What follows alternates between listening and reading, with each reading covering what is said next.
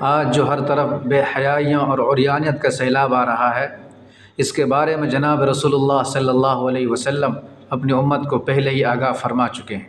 تاکہ امت ان فواحش سے بچنے کی فکر کرے۔ حضرت صلی اللہ علیہ وسلم نے ارشاد فرمایا ہے، لا تقوم الساعة حتى يتسافد الناس في الطرق كما تتسافد الدواب يستغني الرجال بالرجال والنساء بالنساء، یعنی قیامت اس وقت تک قائم نہ ہوگی جب تک کہ لوگ جانوروں کی طرح راستوں میں برسر عام جمع کریں گے،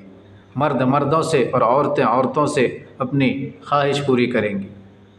اور ایک اور موقوف روایت کا مضمون ہے